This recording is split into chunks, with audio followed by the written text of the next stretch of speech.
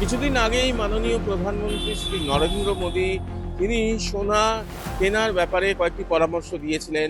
সোনা কেনার ব্যাপারে একটু আহ, আহ, সংযম দেখানোর কথা বলেছিলেন, সোনা কম কেনার কথা বলেছিলেন। তার তো নির্দিষ্ট কয়েকটা কারণ আছে, সেটা ঠিক কথা। এই মুহূর্তে যে খবরটা আপনাদের দেব সেটা হচ্ছে কেন্দ্রীয় সরকার আমদানি শুল্ক, সোনার আমদানি শুল্ক এক ধাপেই এক লাফে অনেকটা বাড়িয়ে দিয়েছে। সেটা প্রায় দ্বিগুণেরও বেশি বাড়িয়ে দেওয়া হয়েছে। বিদেশ থেকে সোনা ও রূপোর আমদানি কমাতে বড় সিদ্ধান্ত কেন্দ্রীয় সরকারের। বুধবার সরকারি নির্দেশিকা জারি করে কেন্দ্র জানিয়েছে, সোনা ও রূপোতে আমদানি শুল্ক 6% থেকে বাড়িয়ে করা হলো 15%।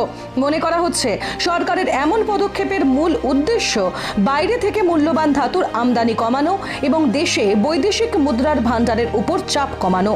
নতুন কাঠামো অনুযায়ী সোনা ও রূপোর উপর 10% বেসিক কাস্টমস ডিউটি এবং 5% এগ্রিকালচার ইনফ্রাস্ট্রাকচার অ্যান্ড ডেভেলপমেন্ট সেস ধার্য করা হয়েছে।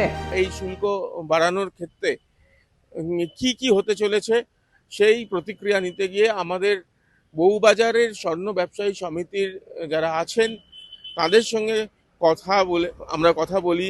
তারা যেটা জানিয়েছেন যে আপাতত এই ব্যাপারটি নিয়ে এখনো তারা আলোচনায় বসেননি।